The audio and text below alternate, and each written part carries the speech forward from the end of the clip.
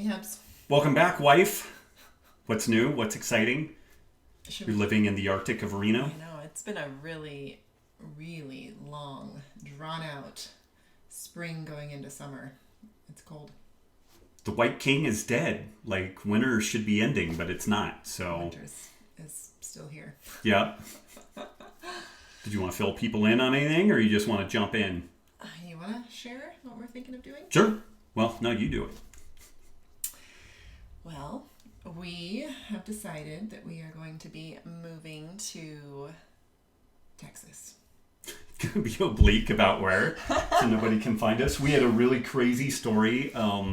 Zoe was only a couple of days old. I don't know what crazy story you're telling. When the people showed up at our front door. Oh. Yeah. So a little bit of background, and I'm sorry, if you don't give two shits about this, just fast forward a little bit. But a really close friend of ours had just had this super gnarly identity theft thing go on, where like somebody found out that they were out of town, they forwarded their mail. It was super messed up, and so we were kind of a little on edge from that. So that was like 1 week before, and then we had Zoe. She was super young. I was like nursing in the back room.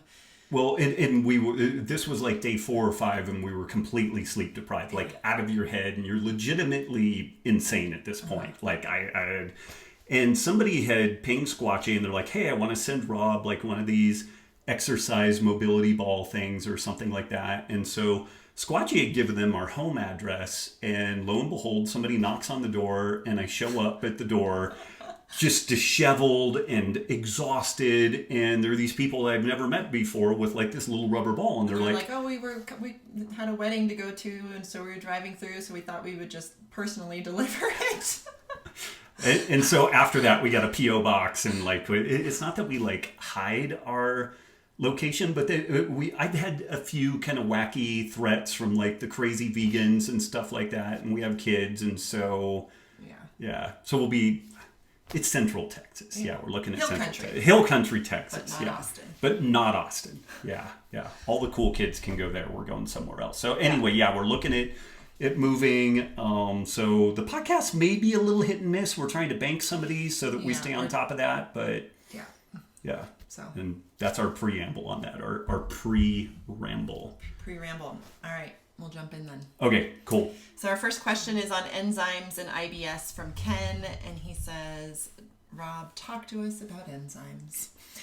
I've played with a lot of different things over the years to help with IBS issues, and for a long time I was devoted to probiotics, but I never found any real consistent results with them. I took a stool test a year or so ago and discovered that literally none of the strains of probiotics I had so diligently taken and paid for were significantly present.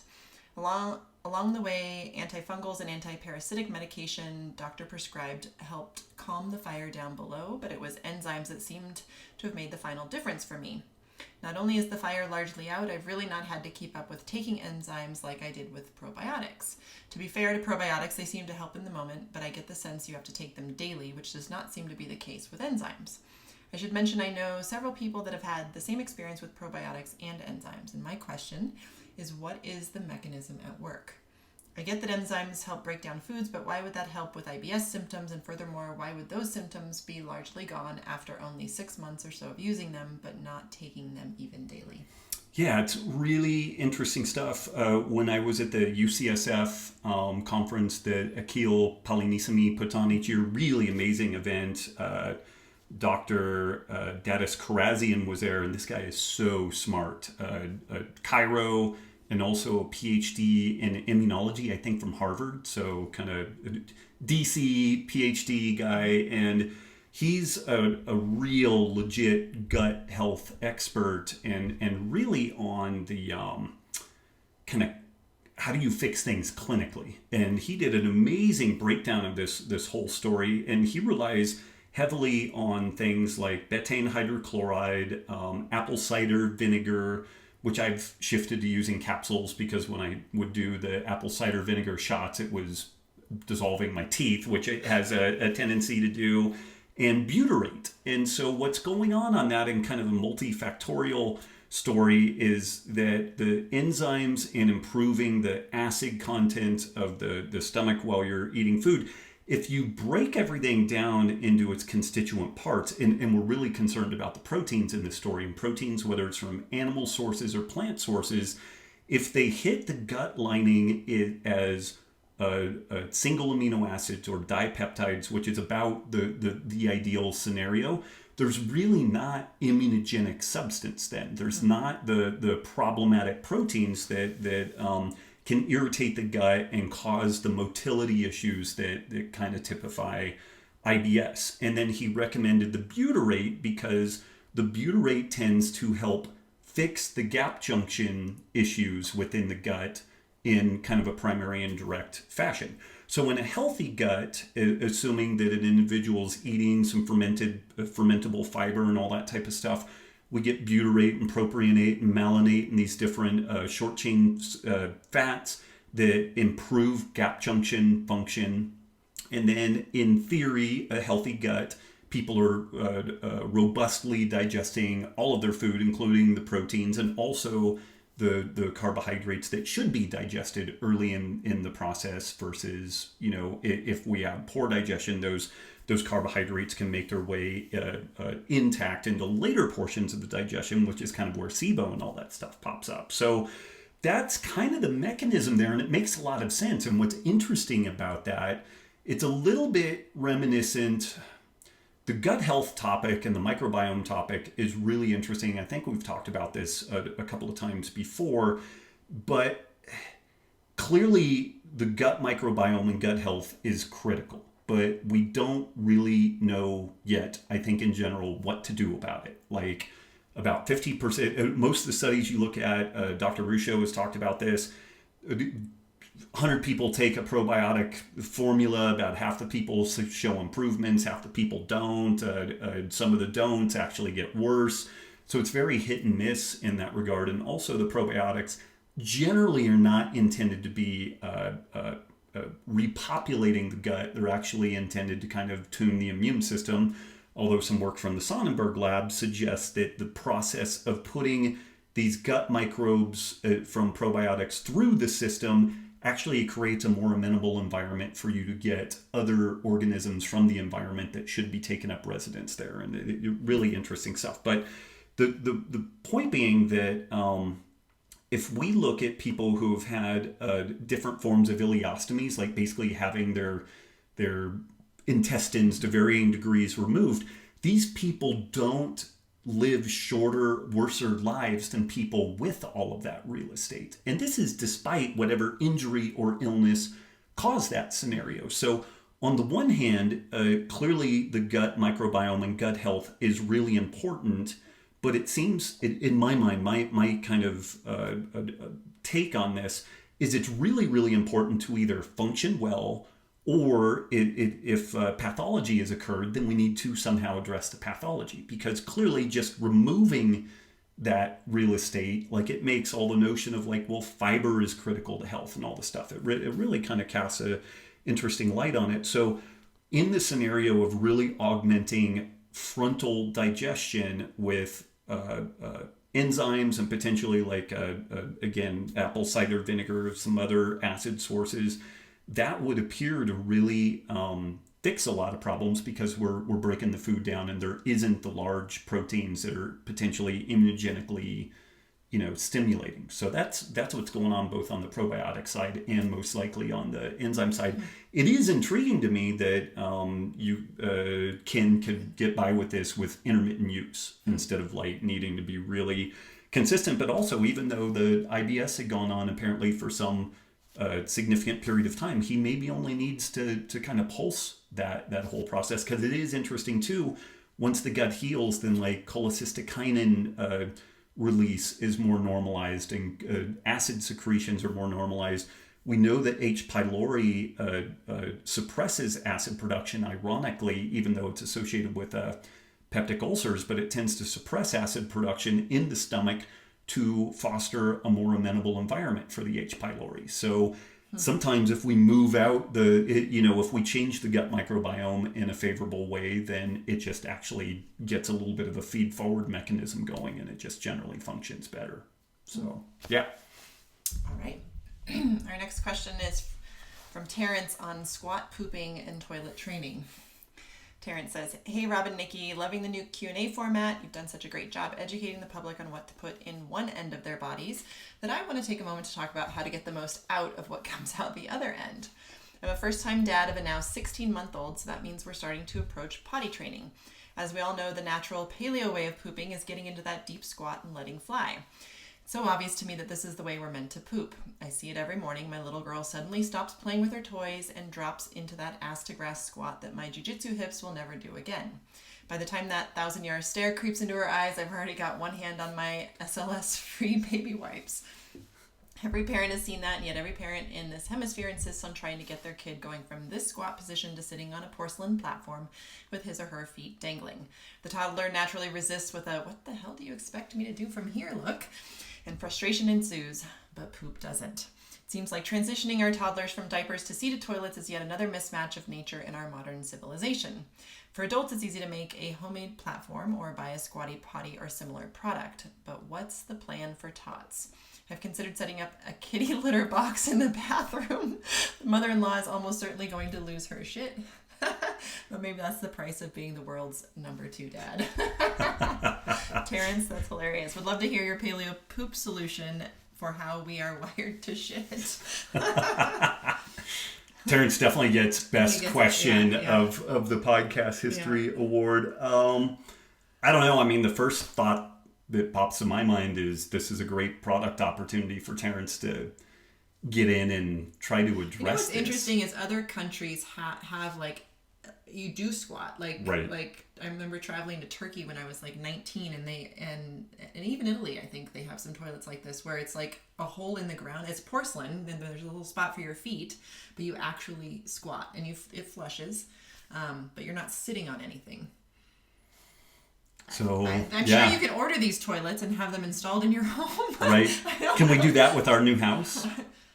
We can look into it. Look into that. I mean, we saw this same phenomena go down, and there is pretty clear literature suggesting that pooping not in a squat, you get a little bit of like fecal backflow because we're supposed to have a Valsalva maneuver, and so, I mean, this is another one of the things that, it's so interesting. Some of the articles on this suggest that a lot of what we characterize as kind of like normal GI dysfunction is a consequence of the way that we're pooping, but that's just so endemic that it's kind of like a problem hidden in plain sight. Like the researchers generally never even ask the question, well, like, if I changed my position and was in a more, I guess it's not orthopedically, like poopopedically aligned position, that, this stuff would be addressed. But I've wanted like the pit toilet for a while. Yeah, it's just like a square porcelain thing. And it still flushes and does all that stuff. Just like a normal toilet bowl hole with little like grooves for your shoes. And you just squat and it has a flush. Well, let's look into that. Terrence, we'll keep you posted. If we find one of those in the new digs, we'll send you info on it. But a really good question, and I mean, it's interesting. And this is another one of these things that we get our kids started off not on the right foot with a lot of stuff. Yeah. All right. Let's see. Our next question is from Louisa on falling off the wagon. She says, "I got your masterclass, and it was paramount for the achievement of the keto sunset. 8 weeks in, 15 pounds down, and I feel amazing. However, I'm quite a foodie and will be heading to Paris for 10 days in June to vacation with my brother and dad.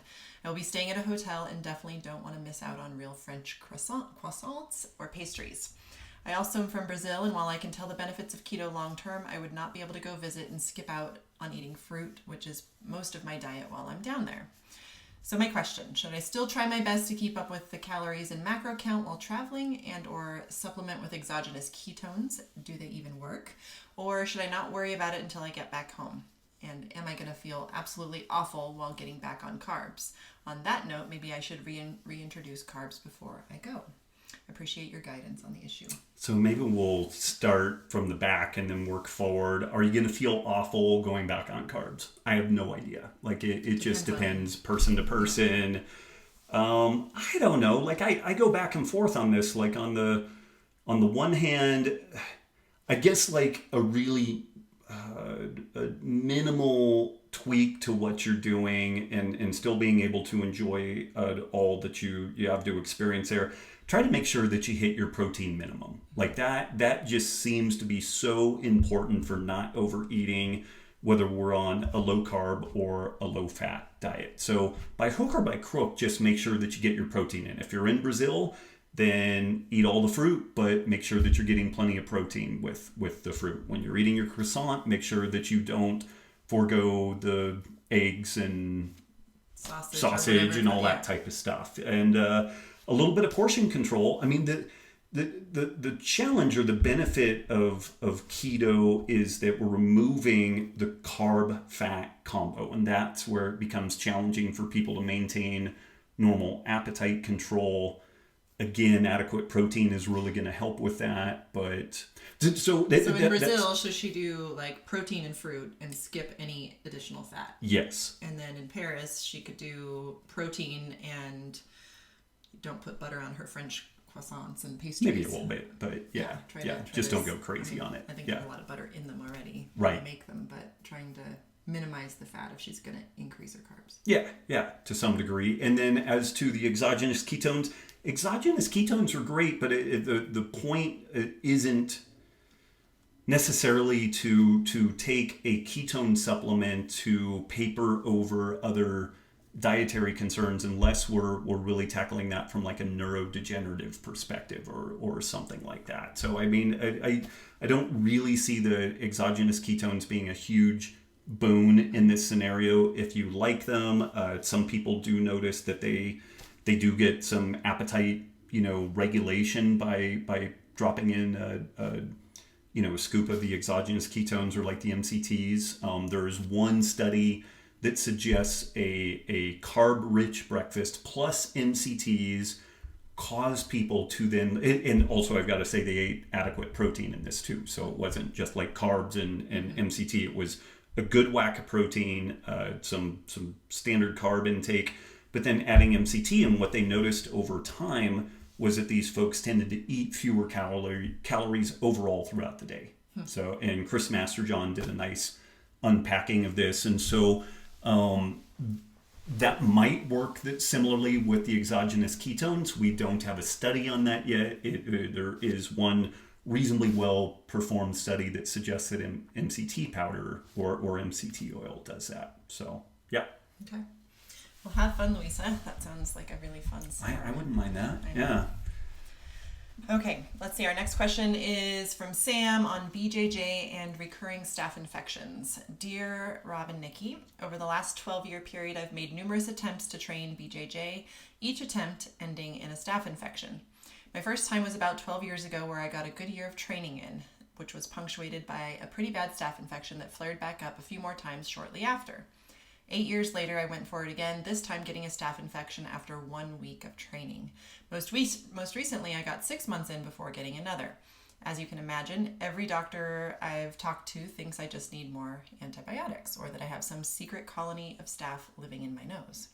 This approach has obviously not been successful for me. It also fails to address why I only get them while training and never in the periods in between. While hygiene may have been to blame the first time, I was pretty careful the last 2 times, even if I wasn't 100% perfect. I had a funky sleep schedule before my most recent occurrence, which I think may have contributed. Some more details for you. I'm 33, in good shape, otherwise healthy, eat well, sleep well. I've always lifted weights outside of BJJ, but nothing crazy in terms of volume. My question for you is, if this was happening to you, where would you start? What would you be looking at? I've considered seeing a functional medicine practitioner, as I've wondered if there are some bigger picture immune issues at play. And I appreciate any thoughts you have on this. I don't want my BJJ career to be over so soon. Yeah. Gosh, where would we jump into this? Getting a functional medicine assessment wouldn't be the worst thing in the world to see if there is something kind of off with like HPTA axis, cortisol, which could be suppressing immune function. Definitely the hygiene of the gym that you're in is a big factor. The places that we've gone to, like they're pretty on it. Like they spray the mats down in between classes and they're definitely on top of that. So like that maintenance is important. What is the name of the soap that Darian cells. Oh, There's like it's a defense. defense maybe? soap. And Yeah. I'll find it for sure, and we can put a link in the show notes. Yeah, but I think it has like tea tree oil and some other antimicrobials, and a lot of people swear by that. And this is also why, even though my jiu-jitsu game, I'm not, fabric dependent. I'm not hanging on to the gi. I tend to wear a rash guard and then a gi. I don't usually wear sprats also, but you could do that. But taking all that stuff, then you have minimal, I guess, kind of surface area exposed. So, the boxes to tick. See if there's anything that could be obvious with regards to immune function and something being, amiss there. Definitely lean on the facility owners to clean the mats thoroughly. I would recommend wearing a rash guard, possibly sprats, and a gi, and launder those aggressively each time. Every single time. If you get off the mat to go to the bathroom, put shoes on and walk. Like, everybody at your gym should be wearing shoes into the bathroom. Yeah, they should be bringing like sandals to go in. It's so gross when you see people sprint to the bathroom. The guys always and barefoot, and then they come back on, and you're like, listen, knucklehead. So yeah, but those are the things. Anything else? And then laundering your whatever you wear thoroughly, and then the defense soap. Maybe post training would be the things that I'd look at. Can the sleep thing? I mean, if he's super sleep deprived. And one other thought with this is if you're going really hard rolling, it's like a CrossFit workout or something. Like people can turn these sessions into a near-death experience, which can kind of crush your immune response. And so you may need to look at the intensity that you're training. And it's hard for people to do. In the beginning, they just are battling for survival, and the only thing that you can rely on is kind of strength and cardio and power output and everything. But that will knacker you, and it definitely impacts immune response. Yeah, it can kind of dig a hole. So I would definitely consider, how hard are you going, and figure out ways of dialing that back. I would check out Henry Aiken's Hidden Jiu-Jitsu course. He has a specific module in his course when he had a gig in Bali, and he actually has a block of like 15 videos that shows him rolling with the people that attended the event. And Henry he looks like he's almost unconscious. Now granted, he's got 20 plus years of jiu-jitsu experience, but even though I'm nowhere near where Henry is, my rolling looks way more like that than what you see in like the competition videos where, people are like super rigid and they're just go, go, go. And that's part of the reason why I've been able to train pretty consistently. And I try to figure out how my 40 to 60% effort can continue to beat or make improvements on everybody else's like 95% effort. So that would be another piece to look at. Okay. Let's see, our last question today is from Alex. Adult on the autism spectrum, should I go keto? Hi, Nicki and Robb. I'm 29 and was diagnosed as on the autism spectrum just 2 years ago. This would have been considered as Asperger's in the past. I've been primarily paleo, ice cream is really good, for the better part of 6 years, but after running my DNA through Found My Fitness, I'm wanting to address my dietary choices from a more personalized approach, including finding the most optimal choices to address some of the occasional stressors I feel associated with being on the spectrum: anxiety, depression, and general cognitive and mood dysregulation. The most researched dietary intervention seems to be a gluten-free, dairy-free diet, with a few studies looking into keto. However, each study I've seen is only looking at kids as the subjects, and typically with more severe symptoms than what I experience. Keto seems to be a promising approach, but is there any reason why this would be different for an adult? I tried keto for about a month a year ago, but immediately found my cognitive performance drop. While I know my macro amounts were appropriate, I used the Keto Gains calculator, I now know that I didn't incorporate the electrolyte component. Could this account for my initial struggles with it? And is there anything else someone on the spectrum should consider while attempting keto? Supplements, macro ratios, etc. I'll include more details about me below, but thank you for your time in reading the question and all of your work. And the details: age, height, weight, CrossFit, decent sleep, and then he mentioned some of his polymorphisms from the Found My Fitness stuff.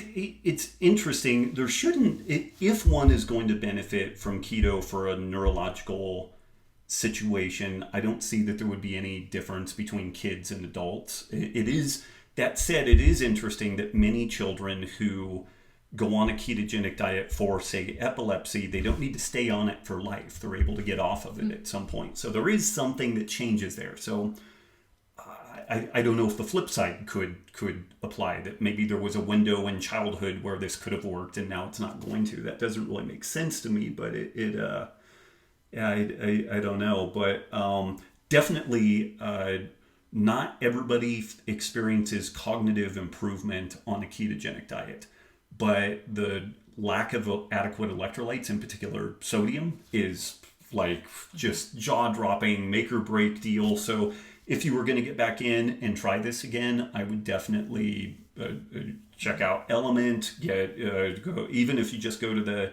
drinkelement.com page and then check out the how to make your own keto at home electrolyte drink, like one or the other, do that. Start supplementing. If you do like kettle and fire bone broth, put some salt in that, significant amount. Like you really have to be on point with all that. You could also try using a little bit of MCTs or exogenous ketones in this scenario, because if we really are talking about a brain metabolism story, potentially some gut dysbiosis, those things may help in this whole process. Additionally, on the supplements, a really rich form of DHA, EPA, DHA, but leaning heavy on the DHA, if you just eat a lot of fish, like I'm wearing Wild Planet, these guys are amazing. Getting fish from these guys or something similar, sardines, mackerel, salmon would be really beneficial, or you could supplement with like a DHA-rich fish oil or krill oil formula. Okay. Yeah. Thanks, Alex. Hubs, that was our 5 questions for this week. Cool. Somebody commented that they felt like we were rushed going through these, which I don't know that we're rushed, but it was a private message compared to the Greg Everett days where we would just wax on and on and on. You had no kids and no...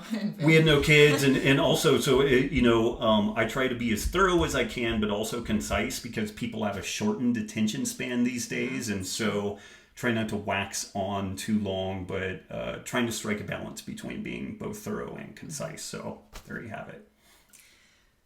Yeah. Okay. We'll talk to y'all soon. Thanks for the... No. If you have questions, you can submit them. RobbWolf.com contact page. What else? Drink Element. Sponsor this podcast. Drink Element. So and even though they're not... the summer too, so if you're in a hot climate in particular, you're going to want to be supplementing with electrolytes. If you're active... You were saying I love the Wild Planet guys. So they're a podcast sponsor this week too. So they're really amazing people. So like the back of this shirt says something like was your tuna, how was your tuna caught? One line, one fish, one process. So they really are committed to sustainable fishing practices, and they've been beating this drum for a long time. So big shout out to the Wild Planet people. They're wonderful folks doing some very cool work. In addition to the fish, they're also doing some meat and chicken options in like the vacuum packs and stuff like that, but they're like organic and blessed by the Dalai Lama and all that stuff, but really cool people. So to check out both of our sponsors, Drink Element and also Wild Planet. Thanks, guys. Take care. Bye-bye.